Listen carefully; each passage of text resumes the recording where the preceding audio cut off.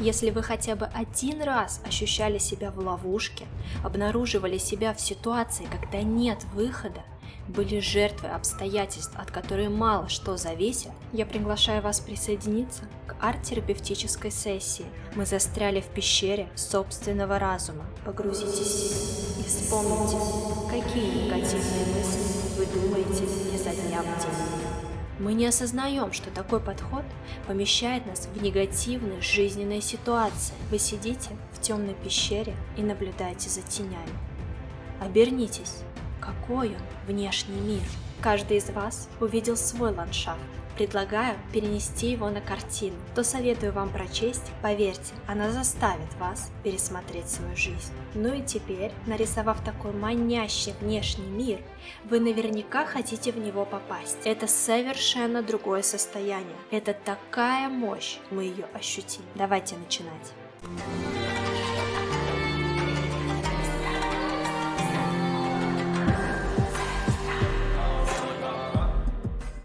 Если вы хотя бы один раз ощущали себя в ловушке, обнаруживали себя в ситуации, когда нет выхода, были жертвой обстоятельств, от которых мало что зависит, поэтому были вынуждены терпеть и подстраиваться, то это видео для вас.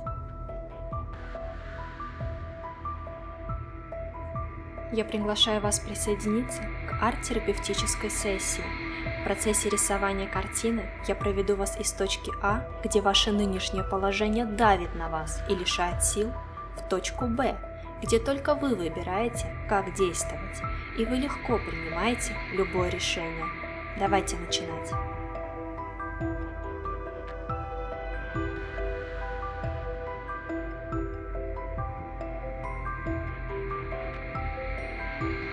Возьмите холст любого удобного для вас размера и подготовьте краски. Я использую акрил. Он позволяет мне делать густые мазки. У меня уже нарисован эскиз. В центре картины замочная скважина, важнейший элемент всей экспозиции. Эта же замочная скважина является выходом из пещеры нашего разума, нашей точки А. Здесь начинается путь к свободе. Стены этой пещеры будут окаймлять выход, а за ним, там вдалеке, желанный внешний мир, наша долгожданная воля – это точка Б. В процессе рисования мы остановимся на каждом элементе подробнее. А сейчас начинаем рисовать пещеру. Рисуйте ее, как чувствуете. Берите те цвета, которые откликаются. Рисуйте и слушайте мой рассказ.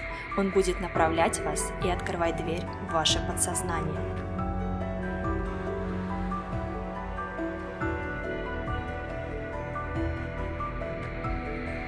Бытует мнение, что все мы развитые Homo sapiens и уже давно оставили свои пещеры.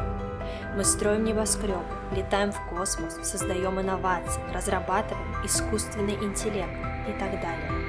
Но на самом деле мы никогда не выбирались из пещеры. Мы застряли в пещере собственного разума. Задумайтесь, как часто вы находитесь в 100% концентрации. Наблюдайте за своим дыханием. Осознайте свое тело, чувства, действия. На самом деле, почти все время вы пребываете в нескончаемом потоке мыслей. Только представьте, в течение дня у человека появляется 60 тысяч мыслей. Причем 90% из них повторяются ежедневно. Каждый день мы находимся во власти одних и тех же мыслей и живем ими. Кстати, большая часть этих мыслей, а потом и действий, опирающихся на эти мысли, навязана нам извне. Погрузитесь и вспомните, какие негативные мысли вы думаете изо дня в день. Еще сам Платон в своем мифе о пещере изобразил ограниченность обыденного познания, когда человек принимает за истину только то, что видит вокруг. О чем же этот миф? В пещере живут узники. Они прикованы так, что не могут даже повернуть головы. Они не видят выхода из пещеры, ведь путь к нему преграждает большой камень. Снаружи кипит жизнь, светит солнце, где-то подаль горит огонь. Благодаря нему узники могут наблюдать за тем, что вне пещеры. Точнее, они видят тени того, что там происходит. Наблюдение за тенями – единственная возможность познания мира для пленников. То, что тени – это лишь отражение от происходящего снаружи, узники не знают. Друзья, многие из нас сидят в подобной пещере. Наши надоедливые мысли – это всего лишь тени, а нам кажется, будто это единственная реальность. Почему же мы не ищем выход? Потому что нам удобно, тепло, каждый угол этой пещеры нам знаком. Это некая зона комфорта. Мы уже привыкли тут находиться. Чувствуете, как много сладких ограничивающих факторов?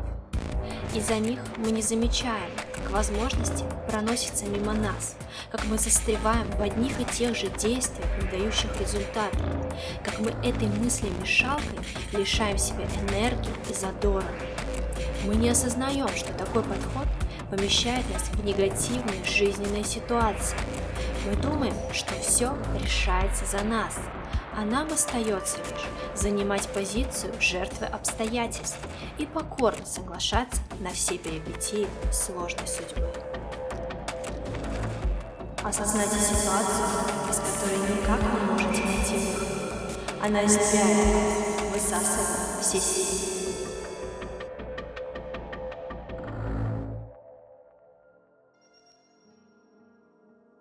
Сейчас мы сделаем небольшую практику, которая позволит вам отвлечься от не дающих покоя мыслей и приподняться над опостылевшей ситуацией. У каждого она своя.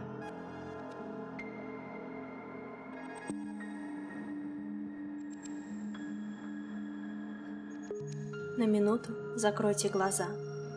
Представьте, как вы сидите в темной пещере и наблюдаете за тенями. Обернитесь, посмотрите позади себя. Вы увидите, что в этой пещере есть дверь из камней. Посередине двери есть небольшая замочная скважина. Оттуда проникает свет в вашу пещеру. Подойдите к двери. Наклонитесь к этой замочной скважине и постарайтесь разглядеть, что находится за ней. Не торопитесь. Поначалу свет будет слепить вас, ведь ваши глаза не привыкли к нему.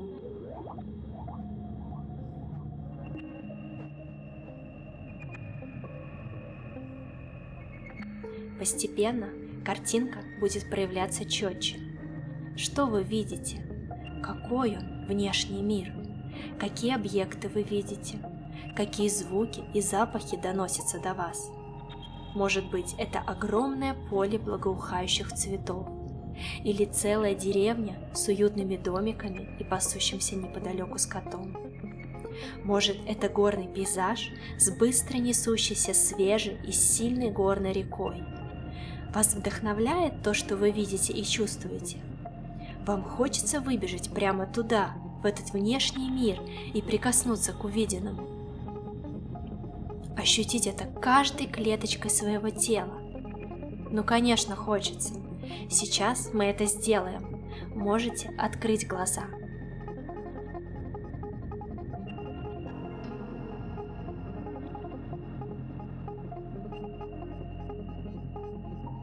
Каждый из вас увидел свой ландшафт.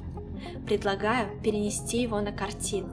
Не скупитесь на яркие краски. Рисуйте от всей души этот милый сердцу образ.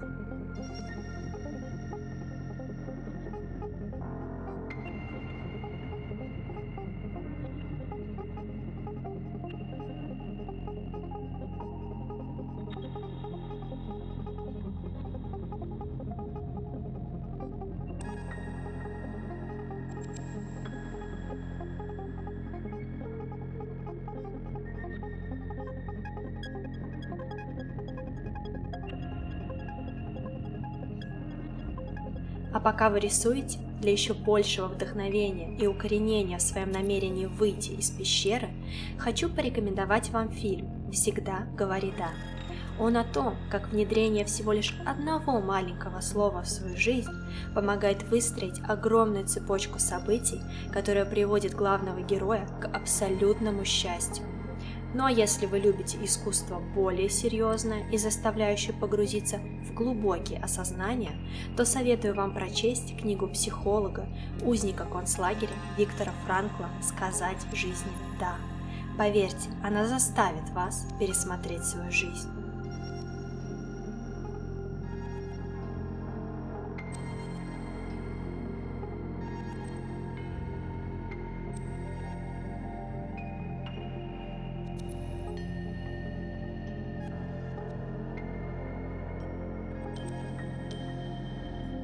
Ну и теперь, нарисовав такой манящий внешний мир, вы наверняка хотите в него попасть. Эта картинка внешнего мира – то будущее, в котором вы хотите оказаться, то прекрасное состояние, в котором вы хотите пребывать. Раз у нас есть замочная скважина, то логично, что где-то должен быть ключ. И сейчас мы его нарисуем.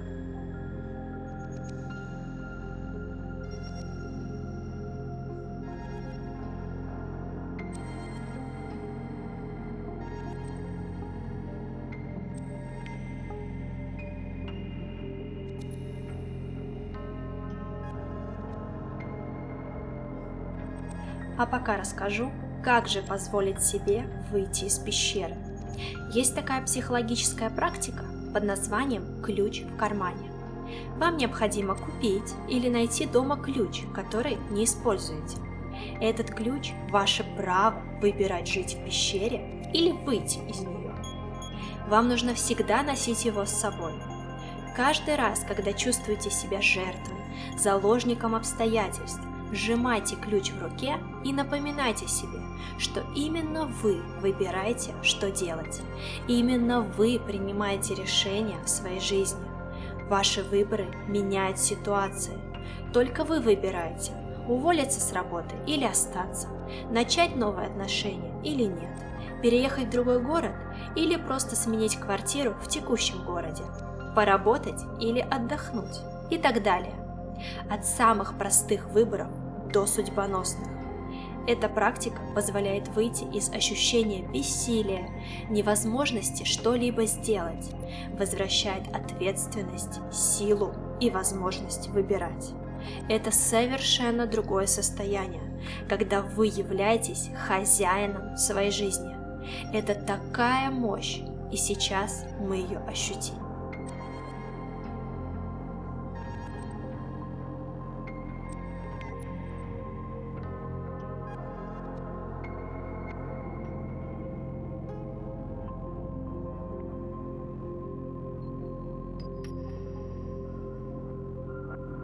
Закройте глаза.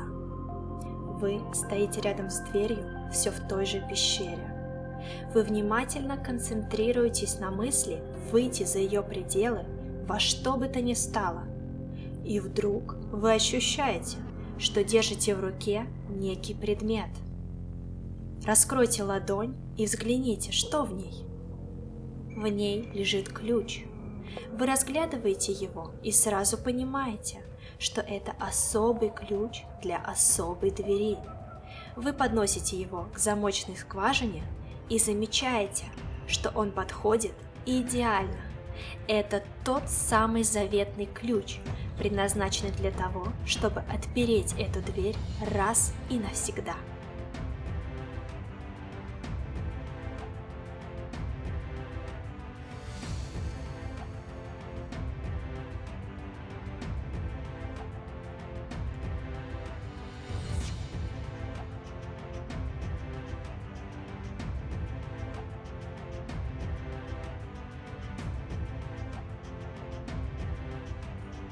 Вставьте ключ в замочную скважину и произнесите намерение.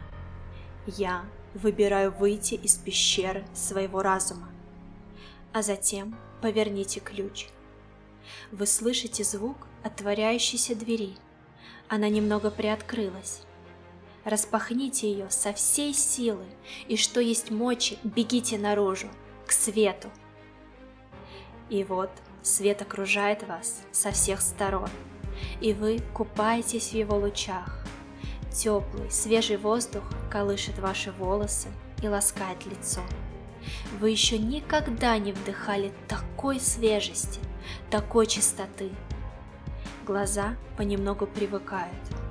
И вот вы видите перед собой высокое и такое величественное небо, а впереди, прямо перед вами, вашему взору открывается тот самый грандиозный пейзаж, который ранее вы могли лишь только подглядеть в узкую щелочку. Теперь вы понимаете, как сильно ваша пещера душила и сковывала вас. Но отныне все будет иначе.